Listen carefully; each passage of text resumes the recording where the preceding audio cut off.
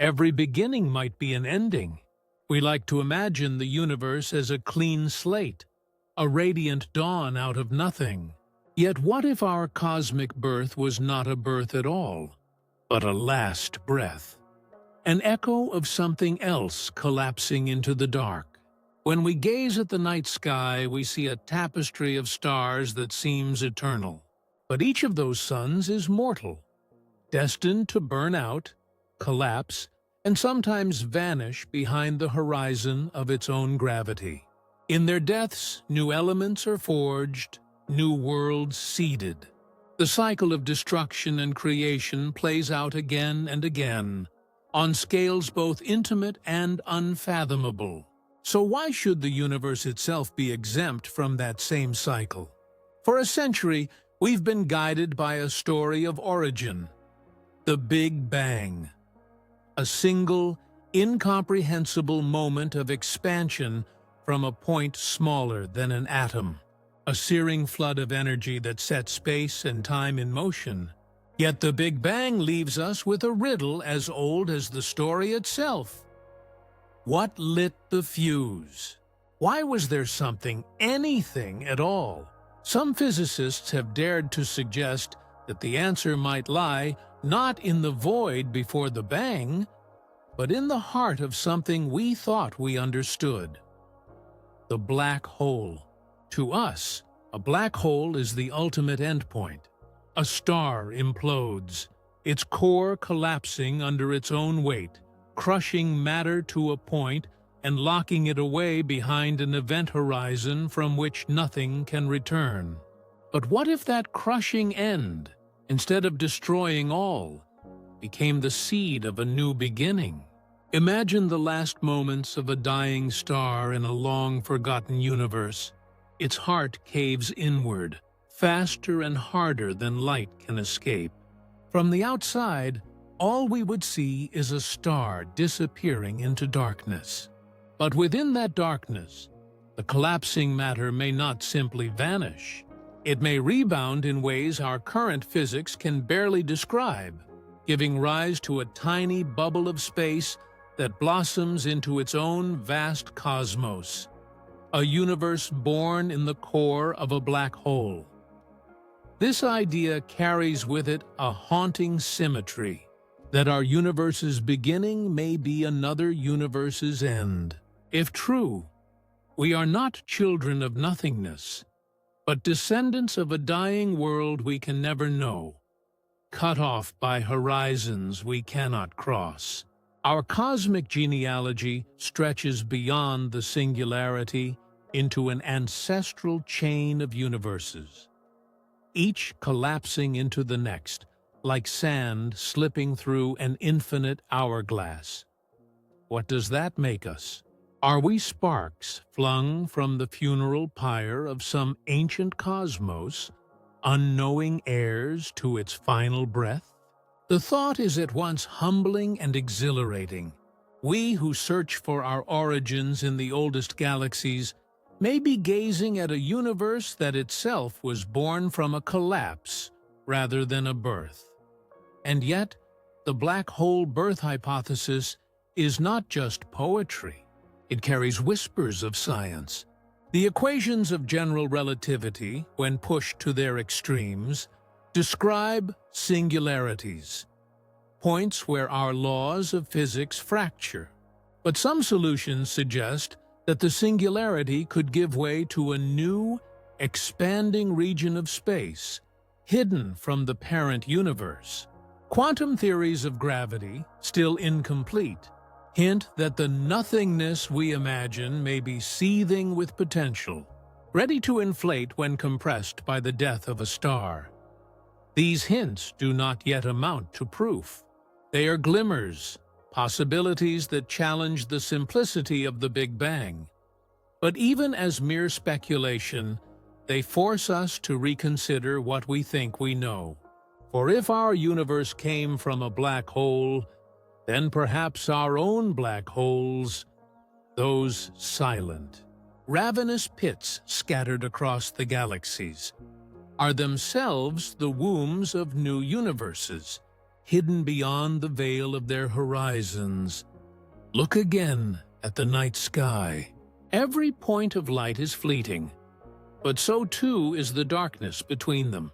If each black hole hides a beginning, then the universe we see is not the whole story, but merely one room in an endless cosmic house. And beyond the walls of our visible cosmos, other universes may be unfolding, born from the depths we cannot witness, growing in spaces we cannot touch. To ponder this is to feel a tug, both terrifying and tender. Terrifying because it tells us our universe may not be the first nor the last. Tender because it suggests that endings are never final, that collapse is not merely destruction, but a passage to something else. We are accustomed to asking where the universe began.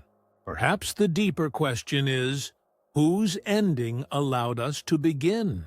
As we press on into the mysteries of physics and peer deeper into the abyss of black holes, we may discover that we have been looking at graves, when in fact they are cradles. This is the cosmic question that frames all others. Are we the first spark in the void, or the afterglow of a dying star's final collapse? A note carried forward in the infinite song of creation. Physics as we know it breaks down here.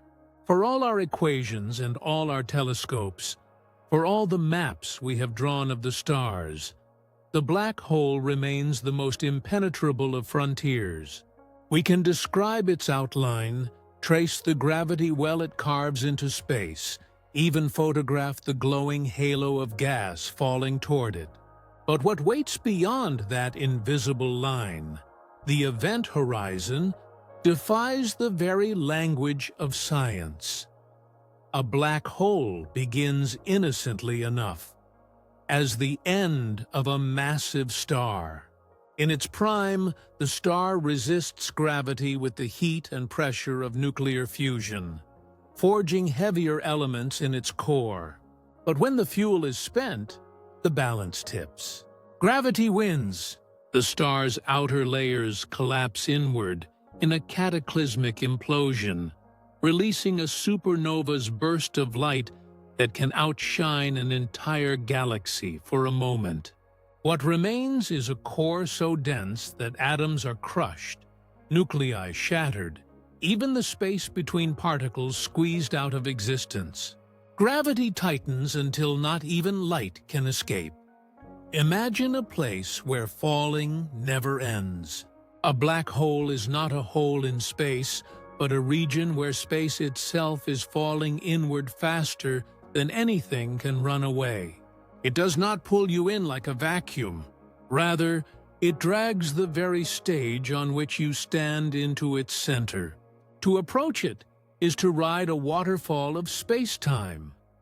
The edge of that cosmic waterfall is called the event horizon, and it is no ordinary surface. You would see nothing special as you crossed it. No wall, no membrane, but the rest of the universe would vanish behind you. From that boundary onward, all paths lead inward. It is a one-way door. Anything that crosses cannot return or send a message back.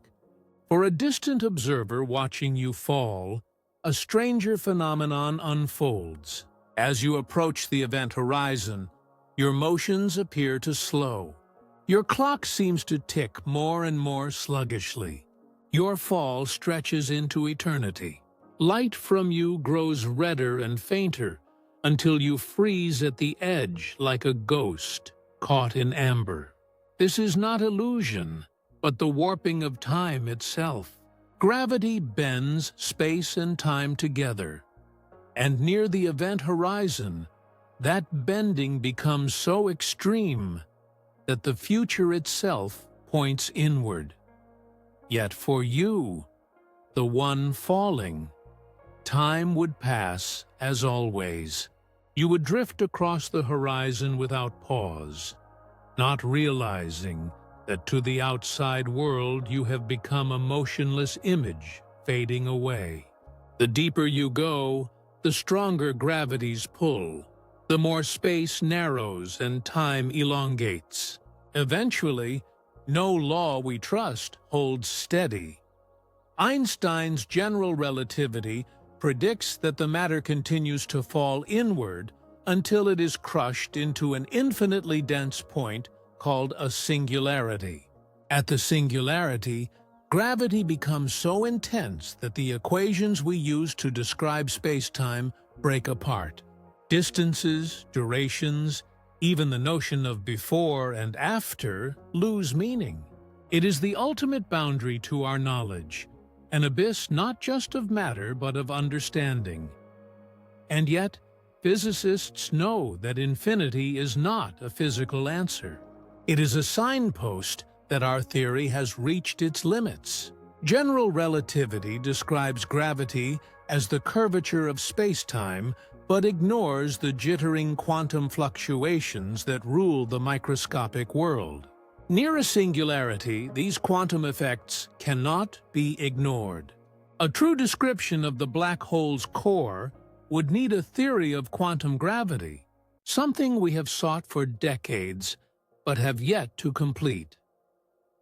Some hints come from the strange marriage of black holes and thermodynamics. In the 1970s, Stephen Hawking showed that black holes are not entirely black. Through quantum effects near the horizon, they emit a faint radiation and can, over eons, evaporate away. This paradox, objects that seem to erase information yet slowly radiate energy, reveals that our picture of black holes is incomplete.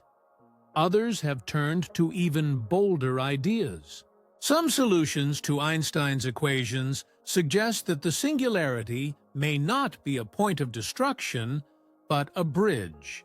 Instead of ending space-time, it could tunnel into a new region, a baby universe sealed off from our own. If true, then the core of a black hole is not a tomb, but a womb. Picture time as a ribbon.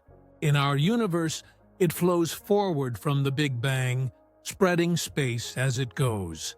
At a singularity, that ribbon is crushed into a knot. But perhaps the knot is not a final tangle.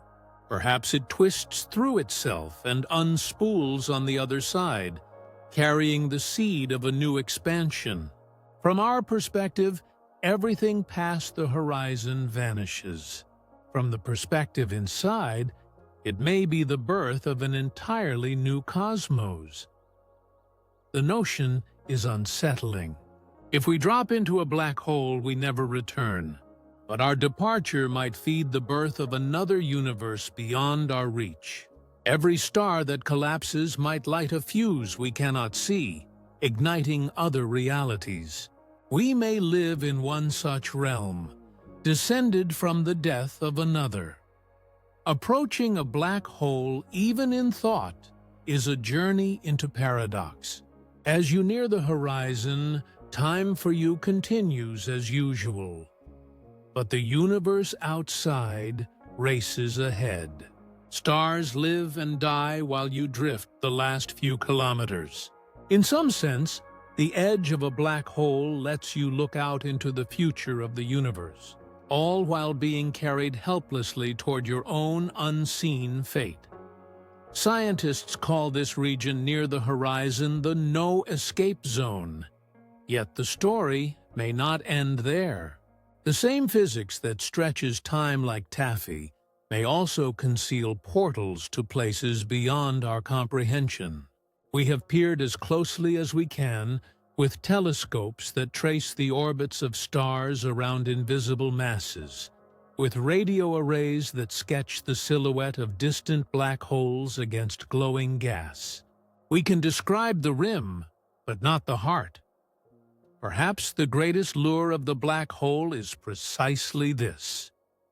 It is not just a void, but a promise of secrets. It tempts us with the possibility that the edge of our universe is not truly an edge. Each event horizon may be a shimmering cosmic doorway. Each singularity, a hidden seed of creation. And so, we keep returning to this riddle. An abyss where the known laws fail, where space and time themselves surrender, where our future might be forever sealed, or perhaps set free into another cosmos. What lies beyond the horizon may be destruction, or it may be Genesis. The story does not end at the edge. It may only begin. There may be countless universes born every second within black holes. That idea seems to teeter on the edge of fantasy, a thought experiment rather than a serious proposal. And yet, in the past few decades, physicists have begun to wonder whether it might be more than a dream. If true, it would mean that every dark pit we see in the sky is not merely a devourer of light, but also a womb of new reality, hidden from our eyes. Imagine it. What we call the Big Bang, the origin of everything we know, might not have been the ultimate beginning. Instead, it could have been an emergence, a great bloom on the far side of some collapsing star in a long-gone universe. Our entire cosmos, with its galaxies and black holes and living worlds, may have sprouted like a seedling from the death of another. This is not merely philosophical musing. It is grounded in real physics, or at least in the recognition that our current laws reach their limits at singularities. General relativity says that when a massive star collapses, all its mass and energy sink into an infinitely dense point. But infinities in physics are a signpost that we are missing part of the story. Many have suspected that quantum effects, often negligible at large scales, must intervene before true infinity is reached. One of the boldest frameworks for reimagining this moment comes from the Einstein-Cartan theory of gravity. Developed in the early 20th century, but largely overshadowed by Einstein's better-known equations, it adds a subtle twist, literally, to the structure of space-time. Instead of treating space-time as a smooth fabric bent by mass and energy, it allows space-time to have a kind of intrinsic twist called torsion. Ordinary matter does not produce much torsion, but matter under extreme densities, such as that inside a collapsing star, might unleash it. Nikodem Popowski, a physicist exploring these ideas in the early 21st century, argued that torsion could act as a repulsive force at ultra-high densities. Instead of letting matter collapse into a true singularity, it would resist further compression, halting the fall and causing a bounce. From the outside, the black hole would still seem to end in darkness. But within, the bounce could drive an expansion, a rush outward that to any observer inside would look like a Big Bang. In Popowski's picture, our own Big Bang may have been the rebound of a collapsing core inside a black hole in some larger parent universe.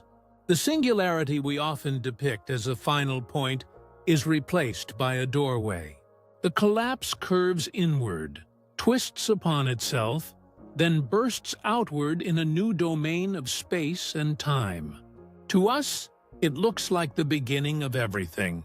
To the hypothetical observers of the parent universe, it is invisible, sealed off by the black hole's horizon. This suggestion reshapes the meaning of birth and death on a cosmic scale.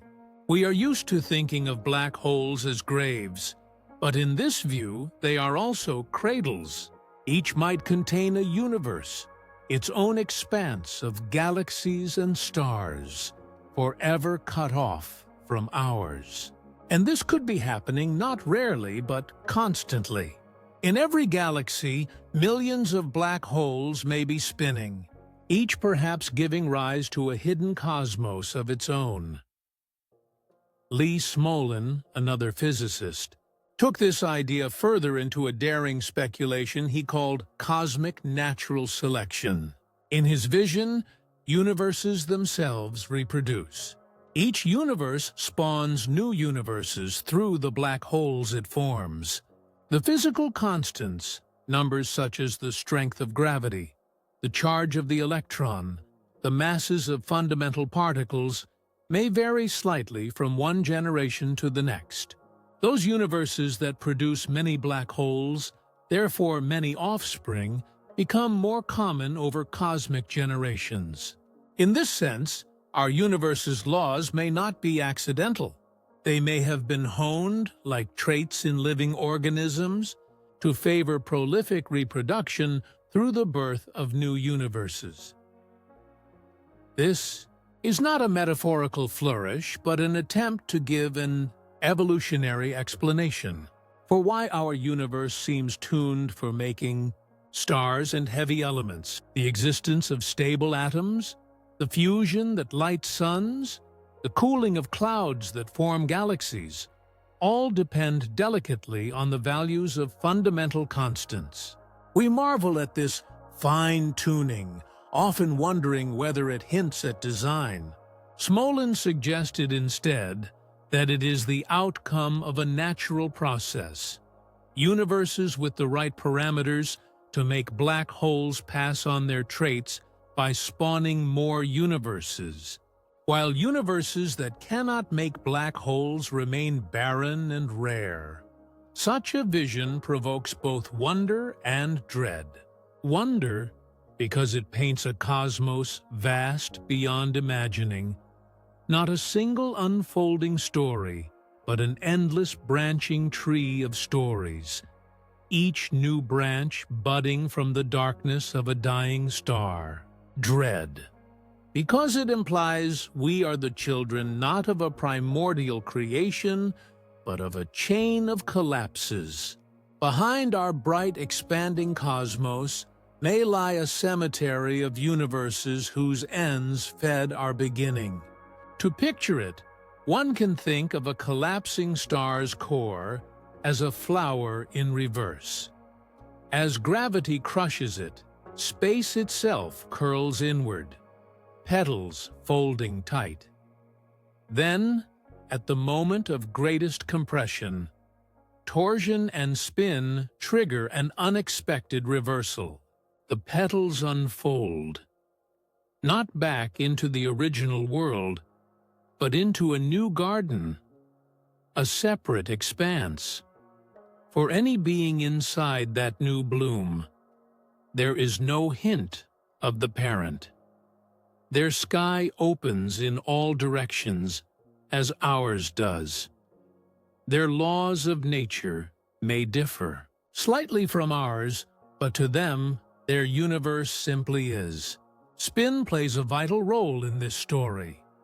Black holes formed from rotating stars often retain enormous angular momentum.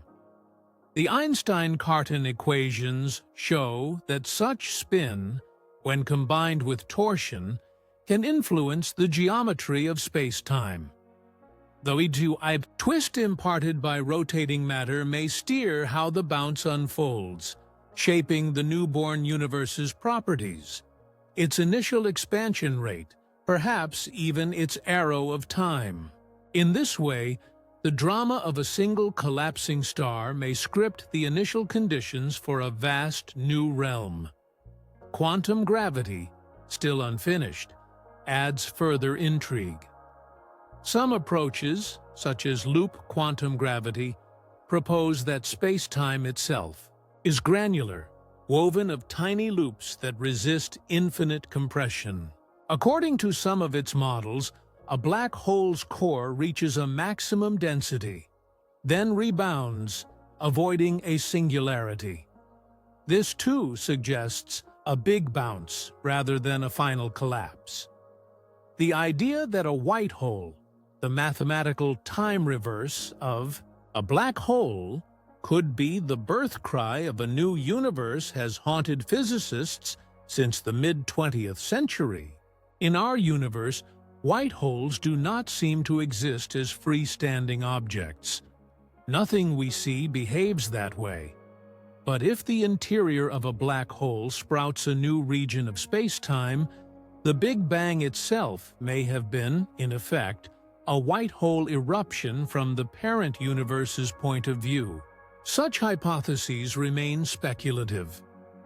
We have no direct way to observe what happens beyond the event horizon. The laws of physics, as we know them, seal that realm from our instruments.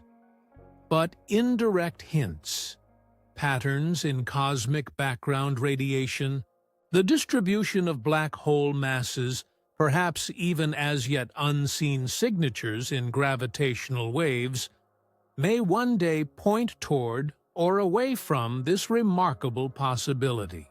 Consider the implications. If true, our cosmos is not a lone fireball that expanded from nothing. It is one bud in an endless cosmic orchard. And the orchard grows whenever a massive star dies, whenever space folds in upon itself, whenever a singularity is not truly singular, but a seed. Pause for a moment in this thought. Right now, across the billions of galaxies we can see, countless black holes churn in silence. Some swallow stars, others merge in titanic collisions. Each one hides an interior forever sealed to our eyes.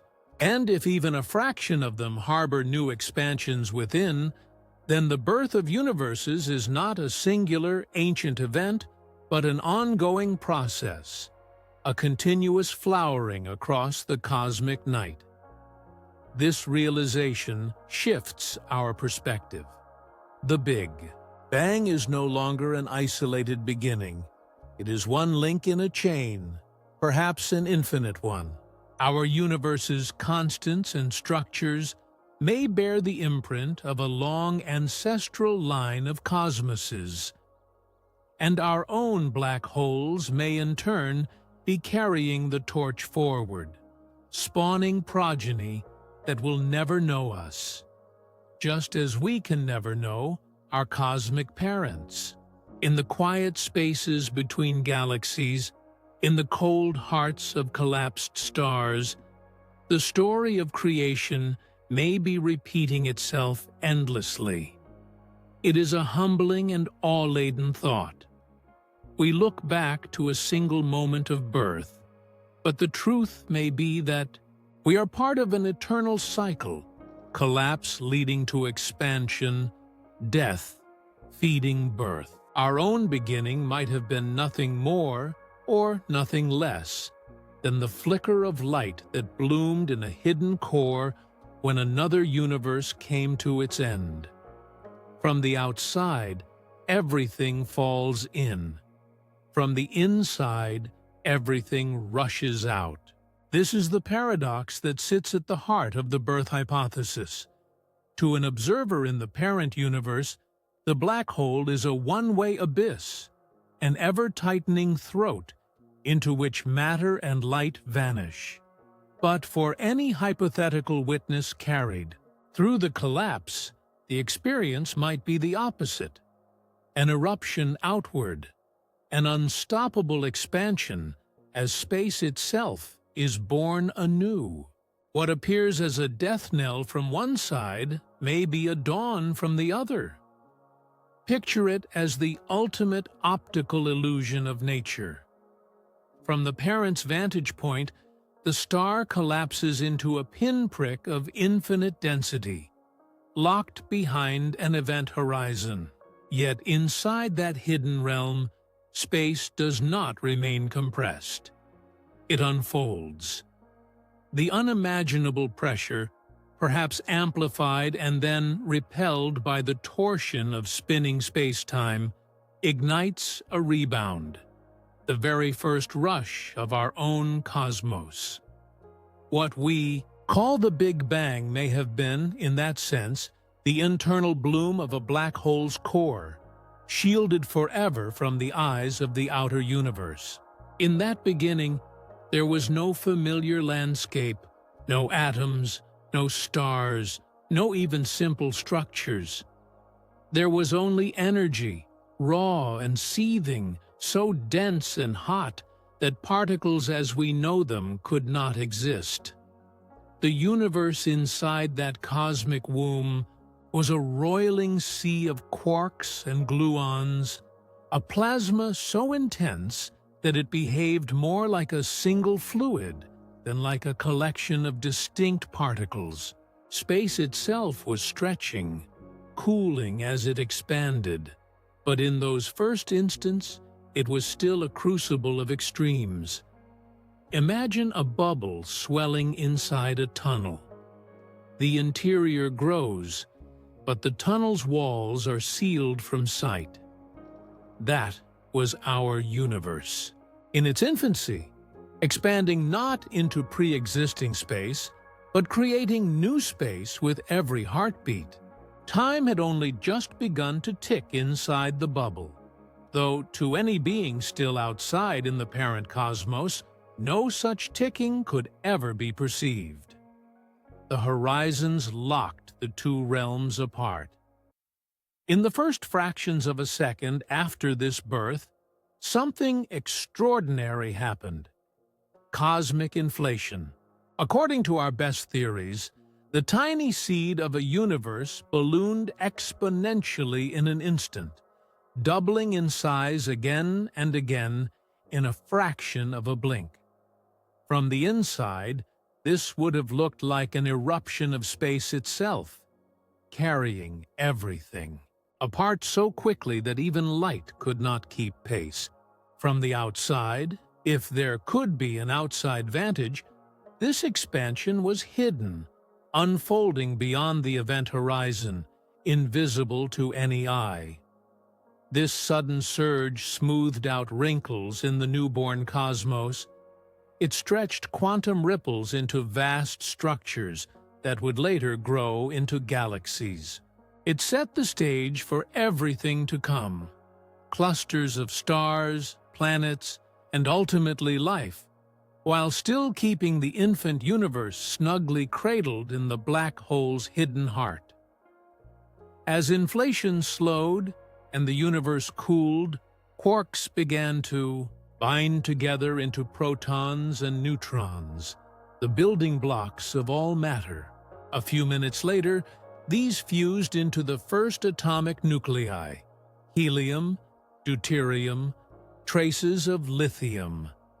For hundreds of thousands of years, the universe remained a dense, hot fog of charged particles and photons, constantly scattering off one another in a blinding haze. Then, about 380,000 years into this cosmic childhood, the universe cooled enough for electrons to bind with nuclei, forming neutral atoms. Suddenly, light could travel freely. The cosmos became transparent for the first time, filling with a soft glow that still echoes across the sky today as the cosmic microwave background, a fossil light from our earliest visible moment. To us, these steps are familiar landmarks of the standard Big Bang story. But reframed in the black hole-born model, they take on a new character. All of this, the searing plasma, the inflationary burst, the formation of the first light, unfolded inside a region that from the outside appeared forever trapped in collapse. The womb of the parent black hole became the cradle of our space and time. And so arises a haunting thought. Perhaps the physical laws we measure, constants like the speed of light, the strengths of forces, the masses of particles, are the inherited traits of the black hole that bore us. Just as the genetics of a parent shape the child, the geometry and spin of the collapsing star, the density at which torsion halted the collapse, the conditions of that final bounce, may have fixed the fundamental numbers that govern our universe's unfolding. What if, in some other black hole born from a different parent star in a different universe, the bounce happened under slightly altered conditions? Its offspring might expand under different laws, birthing a cosmos where atoms never form, or where stars burn too briefly for life to arise, or where gravity binds so tightly that no galaxies can ever separate. In this way, each black hole-born universe may be a unique branch in a vast genealogical tree of realities. Many sterile, a few fertile enough to harbor complexity. We can look back with equations and telescopes to within a heartbeat of the Big Bang. But beyond that moment, the physics becomes uncertain. Did the bounce we imagine leave any fingerprints in the cosmic microwave background? Might subtle patterns in that faint radiation, the way its ripples are distributed, the way its polarization twists, carry clues of a parent universe's imprint? Some scientists hunt for such signs, though as yet no clear message has emerged. Still, the question lingers like a whisper beneath our standard models. If our Big Bang was the interface of a black hole's birth, then all the luminous galaxies we see are just structures within a bubble that once lay inside the dark heart of another cosmos. Every night sky is then not merely deep, but also nested, like a hall of mirrors receding into unseen realms. From the human perspective, this reframing brings both humility and awe. We tend to think of our universe as the totality of existence, but perhaps it is just one expanding chamber in a larger cathedral of realities. We imagine the Big Bang as a moment of absolute origin, yet it may have been the continuation of a longer cycle. Collapse, bounce, expansion, repeating endlessly in layers we can never traverse. What if our own black holes are at this very moment kindling new fires beyond our perception, spawning future universes that will carry on the chain? What if our universe's ultimate fate, to collapse, to drift into cold emptiness, or to tear apart, is merely one phase in a sequence whose scope dwarfs all of human history? Such questions reveal how deeply our notions of beginning and end are tied to our limited vantage. For those who dwell inside the bubble of a newborn cosmos, time starts at its moment of expansion. But from a wider perspective, if such a perspective could exist, that beginning is itself the consequence of an earlier ending. The image is strange, but compelling. A tunnel in space-time whose throat collapses inward as seen from one side, yet whose far end blossoms into an ever-widening expanse. Within that bloom, galaxies form, stars light up, planets coalesce, and on at least one of them, living beings arise to wonder at the sky, never suspecting that their whole cosmos began in the unseen depths of another world's demise. To contemplate this is to feel a peculiar intimacy with the unknown. We are used to looking outward to search for our origins, but perhaps the path leads inward, toward the hearts of the very objects we once thought of as ultimate prisons. Every black hole may hide a possibility. Every collapse may be an opening. And so the story of creation, reframed as the tale of nested realities, asks us to widen our sense of heritage. We may be children not only of stardust, but of the hidden dynamics of a black hole's spin and torsion, of a bounce that turned implosion into expansion. We are perhaps descendants of endings. If that is true, then our cosmos is not a lonely burst of light in the void. It is one flowering in a vast, unseen garden of universes, each nourished by the death of another.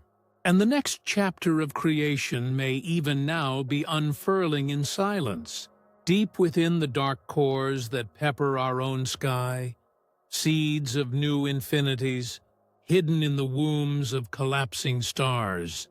The fingerprints of another cosmos may be hiding in the oldest light we can see. For more than half a century, astronomers have studied the cosmic microwave background, the faint afterglow of our universe's first visible moment. It is a thin bath of microwave radiation, nearly uniform in every direction, the fading echo of when the universe became transparent, 380,000 years after the Big Bang. To most, it looks like the clean slate of a universe freshly born. But some have wondered whether hidden in that faint glow are subtle distortions, fossilized ripples that hint at a story older than our own. If our universe began as a bounce inside a black hole, might it have inherited features from the parent cosmos, like scars passed down through birth? This is a question at the frontier of both cosmology and imagination. By all conventional understanding, the event horizon of the black hole that birthed us should have sealed off the interior completely. Nothing of the parent world, no light, no signal, could cross the horizon into the expanding bubble. Yet physics is rarely so simple, and nature often leaves traces where we least expect them. Some researchers have pointed to anomalies in the cosmic microwave background as possible whispers from a deeper past. The Planck satellite's exquisitely detailed maps of the early universe show tiny hot and cold spots scattered across the sky, as expected from inflation's stretched-out quantum ripples. But superimposed on that random pattern are a few strange features. A region unusually cold and large compared to the rest, odd alignments of temperature fluctuations, subtle hemispheric asymmetries. Most cosmologists chalk these up to chance, artifacts of limited data, or unrecognized foreground effects. Yet a few wonder whether they might be the fossilized bruises of something that existed before our Big Bang, traces of the gravitational environment of the parent universe imprinted during the bounce. Imagine the cosmic microwave background as a vast, ancient skin stretched across the sky. Its surface bears the faint wrinkles of quantum tremors from the dawn of time.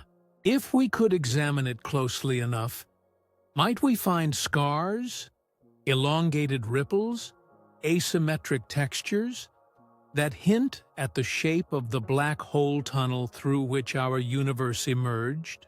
Could the cold spot be the lingering imprint of the geometry of that collapse? A ghostly signature of the parent's final convulsions? The search for such signs remains speculative. Inflation theory, which so elegantly explains the uniformity of the cosmic microwave background, also tends to erase most memory of what came before. Like blowing up a balloon, it smooths out initial wrinkles, dilutes any prior structures. But some details, minute irregularities frozen in the earliest fractions of a second, might survive as whispers beneath the cosmic static.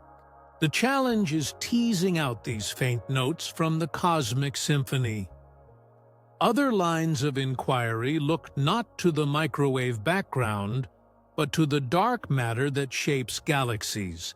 If the birth of our universe was indeed triggered by the torsion-driven bounce inside a black hole, it might have left behind exotic relics, primordial black holes, or unusual particles formed under the extreme conditions of that transition.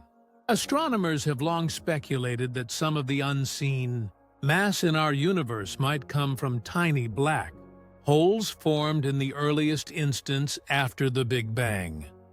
Could those be not merely products of our universe's youth, but heirlooms, seeds carried over from a previous cosmos's collapse?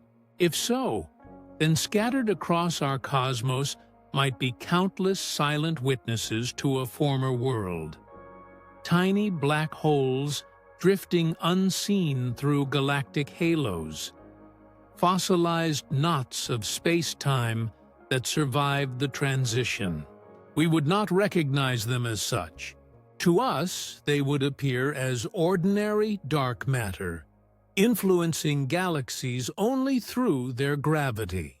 But their existence would hint that the boundary between universes was not perfectly sealed.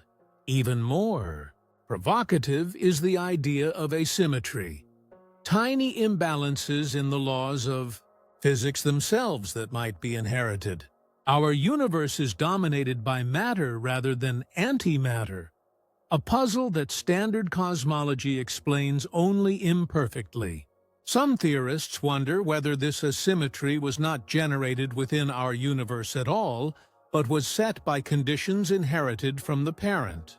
If the bounce did not fully reset the cosmic ledger, if some traces of the prior universe's fields or symmetries bled through, then we might be living with the fossilized consequences of events that happened before our own time began. These possibilities drive a deeper, unsettling question. How final was the bounce? Did it truly sever all ties with the parent cosmos? Or is our universe, in subtle ways, still shaped by the hand that bore it?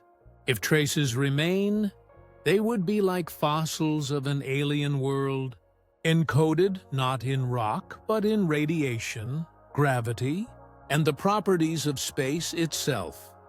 Consider the notion of gravitational waves, ripples in space-time generated by violent cosmic events. In our own universe, we have detected them from colliding black holes and merging neutron stars. But what about the cataclysmic birth of a universe itself? The bounce that birthed our cosmos might have sent a pulse of space-time trembling outward, one that perhaps left echoes in the very fabric of our universe's earliest expansion. Today, those primordial gravitational waves would be unimaginably faint, stretched by billions of years of cosmic expansion. But they might still subtly influence the polarization patterns of the cosmic microwave background. Future generations of ultra-sensitive detectors may be able to seek them out. To think of these possibilities is to look at our universe as a layered palimpsest, a parchment written over many times but still bearing the faded ink of earlier stories. The Big Bang may have erased most of what came before, yet just as ancient fossils can survive the upheavals of Earth's geology, a few imprints may have survived inflation's furious smoothing. Our task is to learn how to read them. And then comes the existential turn. If we can find hints of a parent universe in our cosmos, does that not imply that our own universe's end may likewise seed the birth of another? We might be both offspring and ancestor in an infinite chain. This vision replaces the comfort of a singular origin with the vertigo of endless succession, a cosmic genealogy stretching without beginning or end. What if the anomalies we debate in our data, peculiar cold spots, subtle asymmetries, are not mere statistical flukes, but the faintest scars of that deeper heritage? What if the dark matter we struggle to identify is, in part, the relic debris of a collapse older than our time? What if the laws we take as universal are the particular dialect of physics spoken by this generation of cosmos? A dialect shaped by the spin and structure of a black hole in a world forever lost to us. We may never have certainty. The horizons that separate universes could be absolute, rendering all such clues ambiguous. But even the possibility that our universe carries echoes of a prior realm expands our sense of belonging. We are not merely inhabitants of a random explosion. We are participants in a lineage of worlds. Our story, part of a saga that transcends any single cosmos. Look again at the night sky. Each galaxy, each cluster of stars, each whisper of microwave radiation is part of a grander tapestry. If there are scars, they are faint, woven into the deep background. If there are fossils, they are made not of stone, but of patterns in light and gravity. We seek them not with shovels, but with satellites, radio dishes, and delicate instruments that listen to the universe's most ancient hums. Whether or not we ever find definitive proof, the search itself reshapes how we see reality. It teaches us that the universe may be neither singular nor self-contained, that what we call the beginning may be but a chapter in an infinite epic. And it humbles us, reminding us that even as we strive to read the oldest light, there may be older stories still, written in tongues we have yet to learn. Perhaps the greatest echo of the parent universe is not in radiation or particles, but in the questions that haunt us. The very fact that we wonder about origins beyond the Big Bang, that we search the sky for patterns too faint to be certain, may itself be the legacy of a cosmos that was never truly alone. It passed to us not only its physical constants, but also the deep mystery of beginnings, urging us to look beyond the horizon of the known. We may be the byproduct of universes competing for survival. It is a paradox that reshapes our understanding of existence. We have long imagined the universe as a singular stage upon which the drama of stars and life unfolds. But if every black hole births a new cosmos, then the story is not of one stage, but of countless stages, rising and falling in unending succession.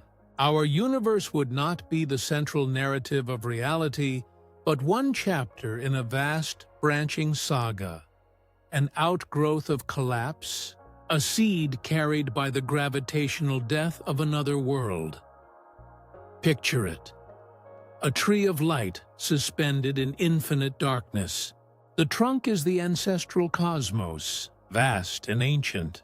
From its core sprout branches, black holes spinning in the gulfs between stars. At the tips of those branches swell luminous buds that burst into expansion, each one a newborn universe, swelling into its own branches and buds in turn. The multiverse becomes not a linear chain, but a living fractal, growing ever outward in a pattern of death begetting birth. Such a vision was sharpened by Lee Smolin's notion of cosmic natural selection. In this view, universes differ in their physical laws. Some produce abundant black holes, while others produce few or none.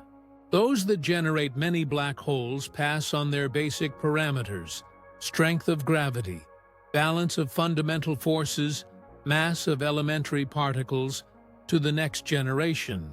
Over immense cycles, universes that are fertile in black holes dominate the multiverse, while sterile universes remain rare and transient.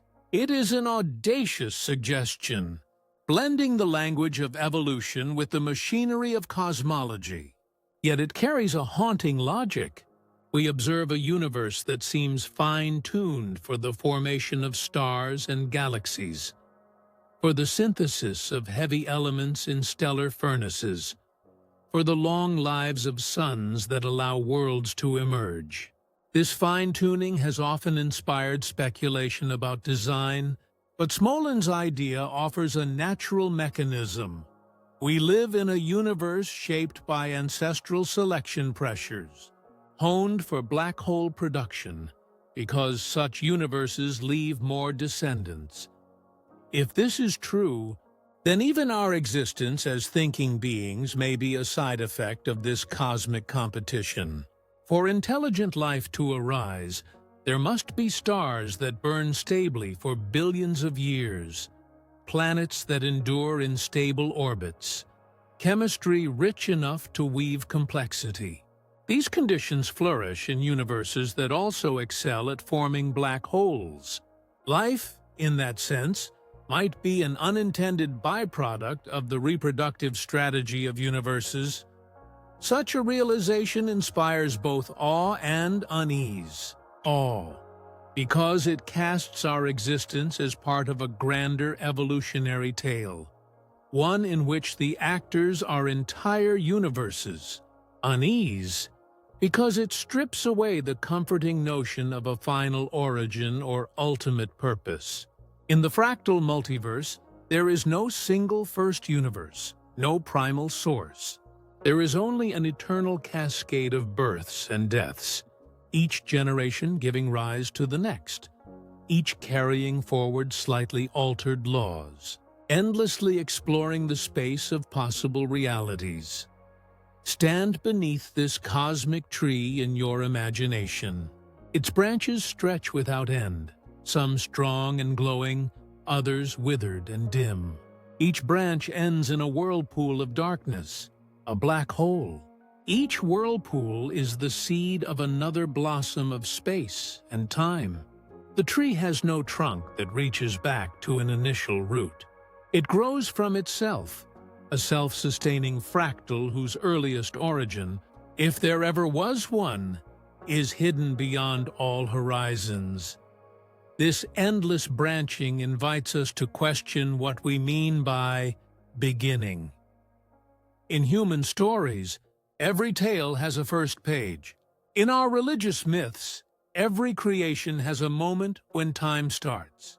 But in a self-reproducing multiverse, beginnings are local, not absolute. The birth of our universe was a beginning for us, but also the continuation of a longer story. And if our black holes are likewise budding with hidden expansions, then we too are not just descendants, but potential ancestors. Here, philosophy presses in upon physics. If universes evolve, do they strive toward something? Or are they merely wandering through the landscape of possibilities, driven only by the blind imperative to reproduce? Smolin's idea suggests that the multiverse may favor laws that make stars and black holes, not necessarily laws that make life or consciousness. The rise of mind may be a cosmic accident, a lucky byproduct rather than a goal, yet this accident carries its own significance. We, conscious creatures, can look back and see patterns. We can trace the branching tree and wonder about its logic. Perhaps that act of awareness itself is another emergent property of universes tuned for complexity, a spark of self-reflection in the great cosmic experiment. What would it mean to live in such a universe, knowing that even the constants of nature are not eternal truths, but the frozen contingencies of a prior collapse? It means that what we call universal may be parochial, a local dialect of physics spoken by our branch of the tree. Somewhere beyond, in other cosmic blooms, the laws may be subtly or radically different. We often ask whether there is meaning in the universe, but in the fractal multiverse, meaning may not be given from above. It may arise from within, shaped by beings like us who contemplate and seek pattern amid the vast interplay of chance and necessity. The multiverse itself may be indifferent, yet it has given rise to minds capable of asking the question. The vision of the fractal multiverse also reshapes our sense of mortality and continuity. In a single universe model, the eventual death of the cosmos, through heat death, collapse, or decay, seems like the ultimate ending. In a multiverse of branching births, death is never final. Each collapse is also a seed. The tree grows on, indifferent to the fading of any single bloom. This idea is as humbling as it is liberating. It humbles us by showing that we are not at the center of the story. We are one leaf among uncountable leaves, our world a momentary blossom nourished by the roots of past universes. It liberates us by offering a vision of creation as perpetual, as ceaselessly inventive, with no final wall of nothingness. And yet, there remains the haunting question: is there a first root, an ultimate source from which the branching began? Or does the multiverse regress endlessly, each generation begotten by the death of the prior, in a chain with no origin? If there is no first universe, then the quest for an ultimate beginning may be futile. If there is, it lies forever beyond our reach, veiled by layers of horizons. In contemplating this fractal structure, we sense both the grandeur and the futility of our search. We peer through telescopes at galaxies billions of light years away. We measure the faint hiss of the cosmic microwave background.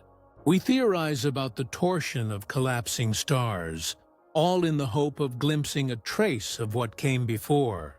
But each horizon we approach reveals itself as a threshold to yet another chapter. The poet in us may find beauty in this endless cycle. The scientist may find challenge in the thought that even laws are not immutable. The philosopher may find disquiet in the absence of a final foundation. Together, these responses remind us that knowledge is not a destination, but a journey through ever-widening rooms. Imagine again that cosmic tree, its branches each tipped by a whirling black hole.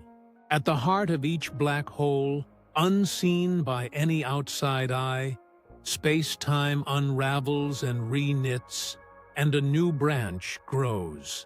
Light from those distant branches may never reach us. Their stories are sealed beyond horizons. But we know, if this vision is right, that we are not the first story and will not be the last. What does purpose mean in such a cosmos?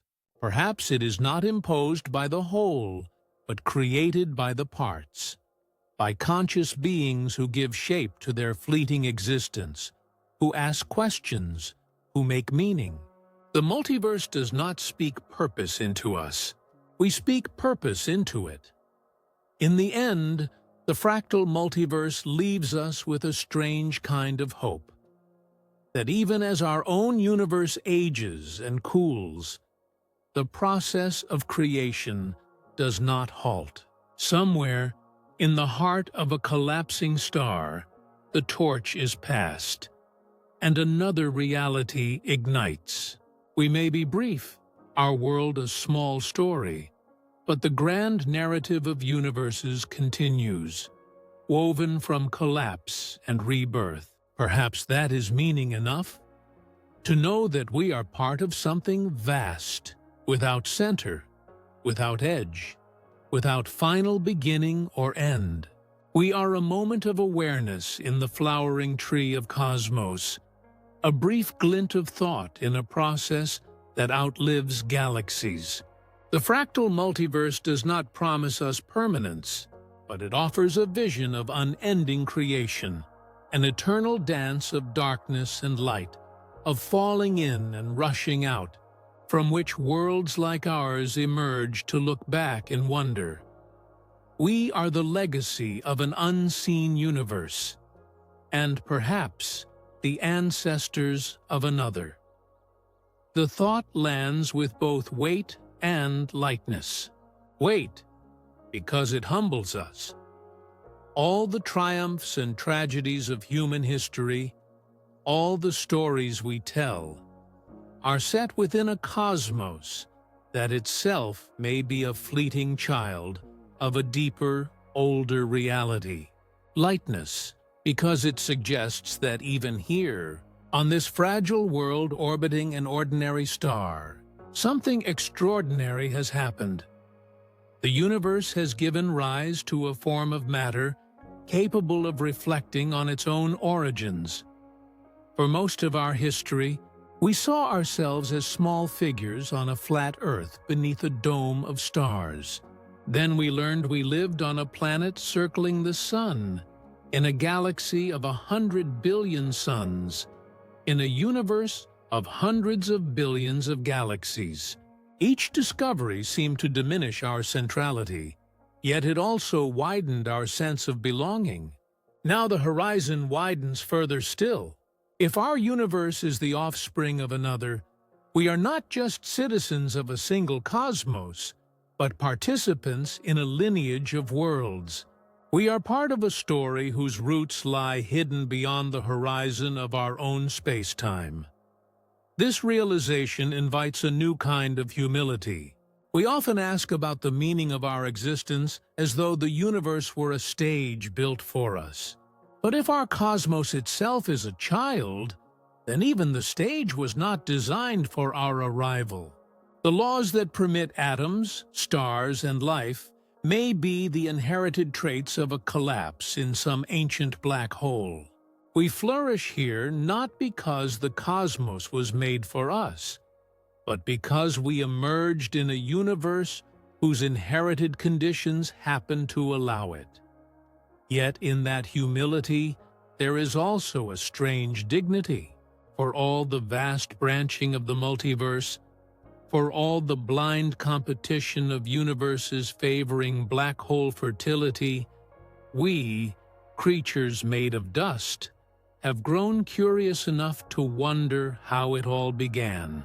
We have fashioned telescopes that catch the faintest glimmers of ancient light, built equations that describe how space bends and time stretches, and dared to imagine realities beyond our own. Perhaps that is the great miracle. Not that the universe gave birth to us, but that we can, even dimly, contemplate the universe. In our questions, the cosmos becomes aware of itself. Our minds are like small lanterns in the dark, each generation passing the flame of inquiry to the next, keeping it alive against the winds of time. Think of it. A chain of light carried across an infinite darkness. The torch of existence may have been lit in the death throes of a star in a previous universe. That spark passed into the expansion that became our Big Bang, into galaxies and stars and worlds, into the slow stirring of life on Earth. Now it burns in our minds as curiosity, in our science and stories. One day it may be passed on again, not by us as individuals, but by the universe itself, when the black holes of our cosmos collapse to seed new expansions. The metaphor is as simple as a candle's flame. A single flame lights another wick without diminishing itself. So too, perhaps, does each universe give rise to the next? Our existence may be one flicker in that procession, yet it carries forward the light of awareness. We look back and see only darkness, but the very act of looking is itself a tiny victory over that darkness. There is, of course, a profound uncertainty. We do not know if the black hole birth hypothesis is true. We cannot prove that we are second generation or that the black holes of our cosmos will ever ignite new universes. But the possibility alone reshapes how we see our place. We are not perched at the start of all things, nor are we at the end. We are a midpoint in a chain we can scarcely imagine. In this light, our pursuit of knowledge gains a new meaning. We are not merely mapping our own cosmos. We are trying to read the genealogy of realities. Each discovery about the cosmic microwave background, about the nature of black holes, about the deep laws of physics, is a brushstroke in the portrait of a family tree whose roots sink into the unknown. This perspective also softens our fear of endings. We often wonder about the ultimate fate of our universe, whether it will end in a great collapse, or drift into endless cold, or dissolve in dark decay. These possibilities can feel bleak, like stories closing with no sequel. But if the fractal multiverse is real, then endings are not finales, but transitions. The death of our universe may be the dawn of another. Our black holes may be sowing futures we will never see. Just as our own dawn was seeded by the death of a cosmos we can never know. To stand beneath the night sky with this thought is to feel both smaller and more connected. The stars become not just distant suns, but signs of a greater process. Each one that lives and dies may contribute to the reproductive rhythm of the multiverse. And among the countless worlds orbiting those stars, at least one has given rise to beings who wonder about their origins. Perhaps this is our quiet, singular role, to be witnesses. The multiverse may not need us to continue its branching, but we give it something it might otherwise lack: reflection, meaning, a sense of story. We cannot stop the cycles of birth and collapse, but we can tell their tale. We can recognize the beauty of the pattern, and in doing so, we shape our own future. The knowledge that we may be part of a nested chain of universes can inspire both humility and resolve. Humility, because it reminds us that we are not the central purpose of existence. Resolve, because it shows that even brief sparks of intelligence can bring a kind of continuity to a process otherwise indifferent. We can pass the flame not only through physics, as the universe does, but through culture, art, and memory. We do not know what lies ahead for humanity. We may travel to other planets, send our machines to distant stars, or perish on this one small world. We may one day watch the skies for signs of other universes and never find them. Yet our urge to search, to understand, will endure as long as we do. It is as if the curiosity that lit our minds was itself a heritage of the larger cosmos, urging us onward. Imagine the distant future, when our galaxy's black holes begin to dominate, swallowing the last of the stars. Imagine that their inward falls become the seeds of new expansions. Those future universes will not know us, any more than we know the universe that gave birth to ours. And yet, through the chain of cause and consequence, they will in some sense be our descendants, carrying forward the light kindled in a flame passed across the dark. To grasp this is to see ourselves not as isolated beings, but as part of an unfolding continuum. We are heirs of an invisible past and potential ancestors of an unseen future. The multiverse's tree of light stretches far beyond our reach, but for a brief time, we are one of its blossoms, capable of wonder. In that wonder lies our true place, not at the center, not at the beginning or the end, but at a moment of awareness in a vast lineage of worlds. We are the universe becoming conscious of itself, even if only fleetingly, before the torch moves on, and that is perhaps the most profound legacy we can leave. To understand, to marvel, to keep the flame alive as it passes from one wick to another, across the dark void, lighting the way for universes yet unborn. The end of one universe is the birth cry of the next. It is a paradox that both comforts and unsettles us. We seek a single beginning, a first spark from which everything arose. We imagine that if we could only trace the chain of causes far enough, we would arrive at a moment of pure origin, an uncaused dawn. Yet the vision of a black hole-born cosmos denies us that final answer. Every beginning emerges from an ending. Every ending leaves behind the seed of another beginning. The line we thought marked the start is instead a loop. Consider the black hole itself. From the outside, a silent darkness that swallows all it touches. From the inside, perhaps, a radiant expansion, a whole new realm rushing outward with light and heat. The image feels almost like a cosmic heartbeat. Collapse, rebound, collapse again.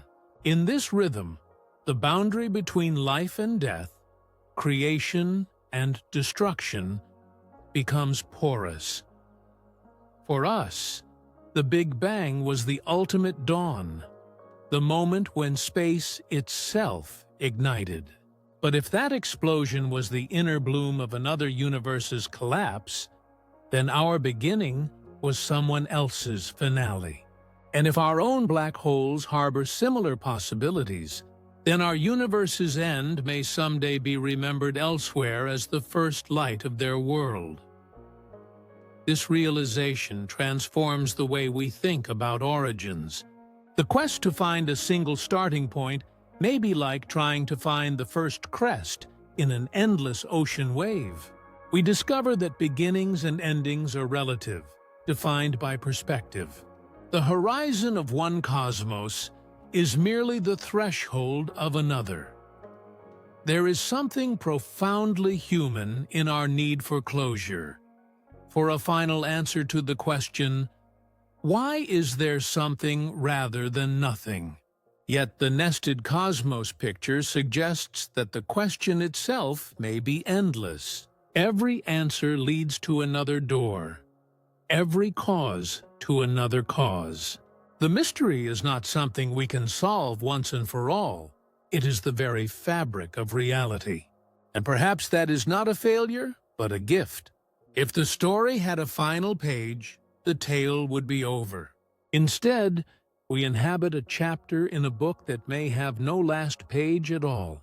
The search for origins becomes not a task with an end point, but a journey that renews itself with each generation of minds, each new cosmos born out of collapse. Visualize again the stark contrast. The black hole's event horizon, a perfect circle of darkness, and within it, unseen, the surge of a new dawn. This is the emblem of the never-ending beginning, a cycle written into the nature of space and time.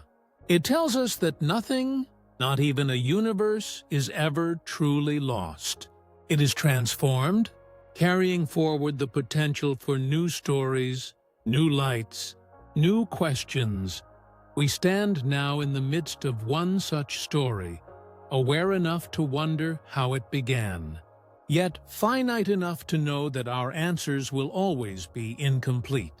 We search the ancient light for echoes of a parent world. We map the black holes that may be the cradles of future universes. We live in a cosmos that may itself be part of a lineage without origin, and still we yearn to understand. In that yearning lies our kinship with the infinite. We do not command the cycles of creation and collapse, but we can witness them. We can turn our curiosity into a kind of reverence, a recognition that we belong to a process larger than ourselves, larger even than our universe. Perhaps this is the true lesson of a nested cosmos, that mystery is not an obstacle to be overcome, but a horizon to be approached again and again. The torch of inquiry passes from one generation to the next, as the flame of existence passes from one universe to another. Each ending feeds a new beginning, and each beginning inherits the questions of the last. We will never see the first light of the next cosmos, nor will its inhabitants know us. Yet, we are connected by this unbroken cycle. The candle's flame carried across the dark void, lighting a future that will, in its turn, wonder about its past. And so the story closes not with an answer, but with an open door. The universe we know will fade, as all do, but in its passing it may kindle another dawn.